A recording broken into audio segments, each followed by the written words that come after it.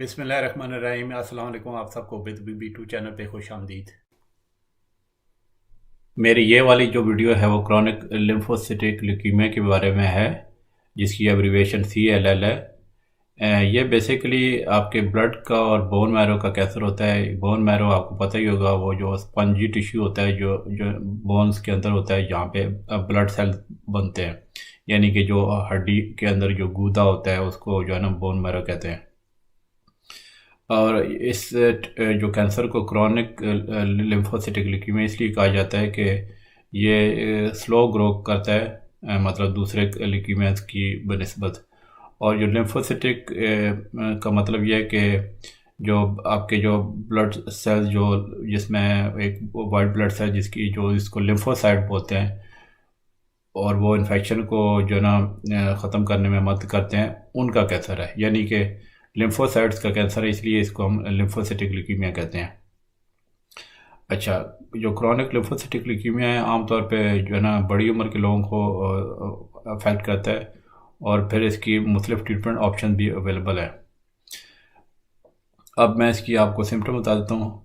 बहुत सारे लोग जो इस कैंसर का शिकार होते हैं उनमें कोई ख़ास शुरू में सिम्टम नहीं होती, और जैसे जैसे ये कैंसर आगे बढ़ता है तो फिर कुछ सिम्टम स्टार्ट होना शुरू हो जाती हैं। जैसे जो है ना आपकी जो लिम्फ नोड्स जो होती हैं, मतलब मिसाल के तौर पे गले में, आर्म पिट्स में और दूसरे जिस्म के हिस्सों में जो गिल्टियाँ होती हैं, लिम्फ नोड्स जो है वो बढ़नी शुरू हो जाती हैं, मतलब स्वेलिंग हो जाती है उनकी।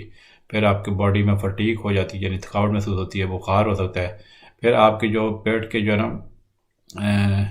आपके जो ऊपर वाले जो बाएं तरफ जो हिस्सा है ना, ठीक है, उसमें जो है ना वो दर्द हो सकता है, मतलब जो है ना आपकी तिल्ली चूँकि वहाँ पे होती है तो वो बढ़ सकती है, इस वजह से दर्द होता है। इसके अलावा आपको रात को पसीने आ सकते हैं, वज़न की कमी हो सकती है, और बार बार आपको इन्फेक्शन लगने का ख़तरा होता है। अब मैं इसकी आपको कॉजेज़ बता देता हूँ कि किन वजूहत से ये होता है।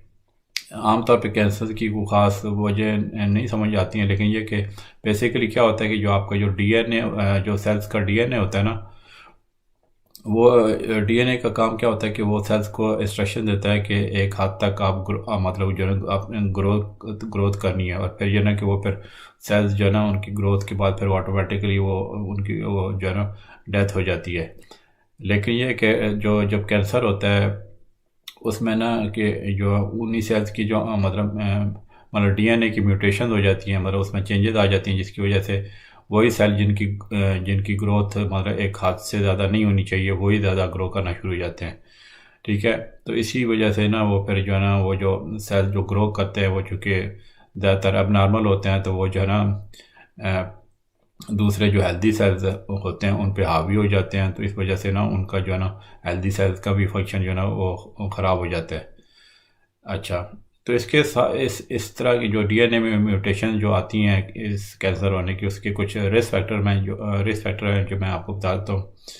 उसमें यह कि एज का ये कि जैसे ज़्यादातर जो लोग जो जिनकी उम्र बढ़ती है, मतलब ओल्ड एज में ये इस कैंसर का चांस ज़्यादा होता है। फिर यह कि इसमें एक रेशियल फैक्टर भी है कि जो वाइट पीपल है उनको ये क्रॉनिक लिम्फोसिटिक ल्यूकीमिया ज़्यादा होता है। इसके अलावा फिर फैमिली हिस्ट्री है, अगर किसी को मतलब CLL की हिस्ट्री है या फिर बोन मैरो किसी की कैंसर की, तो उसका रिस्क हो जाता है। फिर केमिकल का एक्सपोजर, मिसाल के तौर पे कुछ हर्बिसाइड या इंसेक्टिसाइड होते हैं, जैसे एक केमिकल है एजेंट ऑरेंज जो है ना वियतनाम वार में जो यूज़ हुआ था, वो उसके साथ कुछ तल्लक सामने आया है क्रॉनिक लिम्फोसिटिक ल्यूकीमिया का। फिर एक कंडीशन होती है जिसमें लिम्फोसाइट बहुत ज़्यादा बढ़ जाते हैं। इस कंडीशन का नाम है monoclonal B cell lymphocytosis, MBL। तो ये जो MBL होती है इसमें कि एक ख़ास किस्म के लिम्फोसाइट जिसको बी सेल्स मतलब बी लिम्फोसाइट कहते हैं, वो बढ़ जाते हैं। तो उसमें से कुछ लोग होते हैं जो इस MBL का जो शिकार होते हैं ना, उनमें इस क्रॉनिक लिम्फोसिटिक ल्यूकीमिया का चांस बढ़ जाता है। ठीक है, अब मैं इसकी कॉम्प्लिकेशन बताता हूँ, क्या क्या मतलब पेचीदगी होती हैं। तो इसमें एक तो ये है कि ज़्यादा बार बार इन्फेक्शन होने का चांस होता है, जो है क्योंकि जो है आपकी जो ब्लड में जो इन्फेक्शन फाइटिंग जो इम्यूनोग्लोबुलिन्स होती हैं, एंटीबॉडीज़ होती हैं, वो जो है ना उसकी उनकी कमी हो जाती है। ठीक है, तो फिर ऐसे लोगों को कभी कभी हम इम्यूनोग्लोबुलिन्स का इन्फ्यूजन भी लगाना मतलब देने पड़ जाते हैं।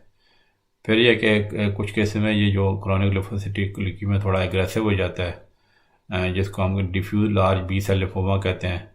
और इस जो है ना, ये एग्रेसिव किस्म का जो क्रोनिक लिम्फोसिटिक ल्यूकीमिया है, इसको दूसरा नाम रिक्टर सिंड्रोम भी है। इसके अलावा फिर दूसरे कैंसर के किस्म के कैंसर का जो रिस्क बढ़ जाता है, मिसाल के तौर पर स्किन कैंसर का या लंग कैंसर या डाइजेस्टिव ट्रैक्ट के कैंसर का रिस्क बढ़ जाता है। फिर इसके अलावा कुछ लोगों में इम्यून सिस्टम की प्रॉब्लम हो जाती हैं। मतलब यह कि उसमें जो आपके जो डिजीज़ फाइटिंग सेल होते हैं इम्यून सिस्टम के, वो गलती से जो ना आपके रेड ब्लड सेल पे अटैक करते हैं, जिसको हम ऑटोइम्यून हीमोलिटिक अनीमिया कहते हैं, या प्लेटलेट्स पे अटैक हो जाए तो उसको ऑटोइम्यून थ्रोम्बोसाइटोपेनिया कहा जाता है। ठीक है, तो ये तो इसकी कॉम्प्लिकेशन होगी। अब आ जाते हैं कि इसको हम डायग्नोज कैसे करते हैं। तो उसमें ज़ाहिर है जब पेशेंट ने इस तरह की हिस्ट्री लेके आते हैं तो फिर उसमें कंप्लीट ब्लड काउंट करते हैं और लिम्फोसाइट्स का चेक करते हैं। अगर मतलब जो है ना लिम्फोसाइट जो बी सेल्स का जो काउंट हाई हो, तो उसमें एक इंडिकेशन मिल जाती है कि इस बंदे को क्रोनिक लिम्फोसिटिक ल्यूकीमिया है। इसके अलावा फिर जो ना एक टेस्ट आता है जिसको फ्लो साइटोमेट्री कहते हैं। उसमें क्या होता है कि जो है ना ये पता चलता है कि जो लिम्फोसाइट जो बढ़ गए हैं वो इस ल्यूकीमिया की वजह से हैं कि या कोई और ब्लड डिसऑर्डर या इन्फेक्शन की वजह से बढ़े हैं। ठीक है, फिर और कुछ मुख्तलिफ कॉम्प्लिकेटेड किस्म के वो टेस्ट आते हैं। जो है ना एक टेस्ट आता है फ्लोरेसेंस साइटो हिब्रिडाइजेशन FISH। उसमें यह कि वो कैंसरस लिम्फोमास के जो इंसर्ट जो है ना वो क्रोमोसोम जो है ना वो डिटर्मिन करते हैं उनकी चेंजेस देखने के लिए। अच्छा, इसके अलावा बोन मैरो बायोप्सी वगैरह हो सकती है अगर, तो फिर यह कि कैंसर बढ़ने का चांस लग रहा हो तो CT स्कैन और PET स्कैन भी कराए जा सकते हैं।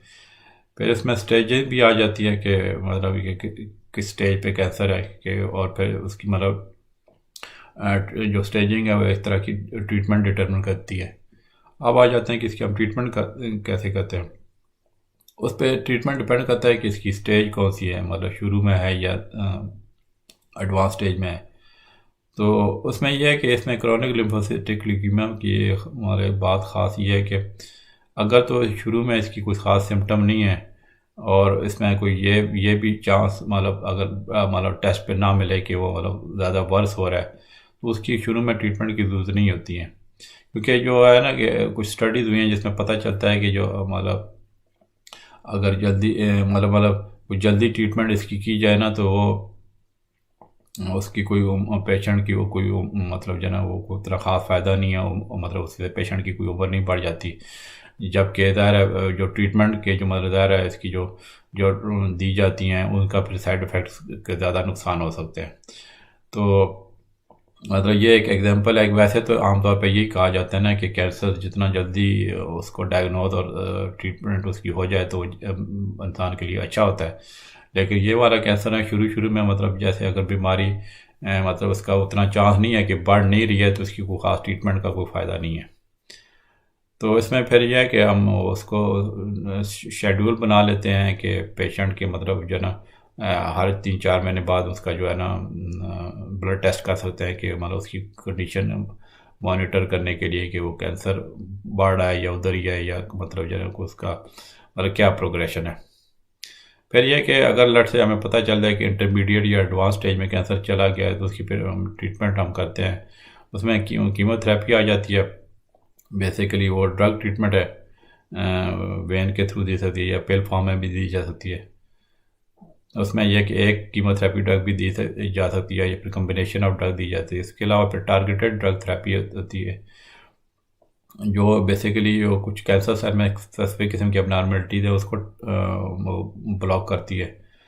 इसके अलावा फिर इम्यूनोथेरेपी होती है जो आपके बेसिकली आपके बॉडी का इम्यून सिस्टम यूज़ करती है कैंसर की फाइट करने के लिए। उसमें कैंसर में के पेशेंट में क्या होता है कि आपकी जो जो डिजीज़ फाइटिंग इम्यून सिस्टम होता है ना वो कैंसर के सेल को अटैक नहीं करता, क्योंकि वो कैंसर सेल को ख़ास किस्म के प्रोटीन बनाते हैं जो इम्यून सिस्टम से के सेल से छुप जाते हैं। तो वो जो इम्यूनोथेरेपी बेसिकली उस सारे प्रोसेस से इंटरफियर करती है, तो उससे पेशेंट का फिर इलाज होता है। इसके अलावा कुछ केसेस में बोन मैरो ट्रांसप्लांट भी कर सकते हैं, यानी जिनको हम स्टेम सेल ट्रांसप्लांट भी कहते हैं। मतलब जो है जो हेल्दी डोनर की जो बोन मैरो है वो दाखिल की जाती है पेशेंट में, तो वो जो है ना वो फिर नई जो ग्रोथ होती है तो वो जो उसके जो है ना मतलब नॉर्मल सेल्स बनाती है जो बोन मैरो डोनर्स की तरफ से। इससे पहले ज़ाहिर है वो जो है ना ड्रग्स दी जाती हैं कीमोथेरेपी वगैरह की, तो कि मतलब जो पेशेंट की जो ऑलरेडी ख़राब बोन मैरो है उसको ट्रीट करने के लिए, उसके बाद जब फिर बोन मैरो ट्रांसप्लांट किया जाता है। बाकी ये कि ये ट्रीटमेंट जो है सारी जो मैंने बताई हैं या अकेली भी यूज़ होती हैं या फिर एक साथ एक दूसरे के साथ कम्बिनेशन में भी दी जा सकती हैं। तो ये थी जनाब मेरी वीडियो इसके बारे में, क्रोनिक लिम्फोसिटिक ल्यूकेमिया के बारे में। उम्मीद है आपको ये वीडियो पसंद आई होगी। अगर कोई क्वेश्चन है तो ज़रूर अपने कमेंट्स वीडियो के कमेंट सेक्शन में ज़रूर पोस्ट कीजिए। इंशाल्लाह जैसे ही मुझे टाइम मिला मैं उनका जल्दी से जल्दी जवाब देने की कोशिश करूँगा। ओके जी, मिलते हैं अगली वीडियो में। अल्लाह हाफिज़।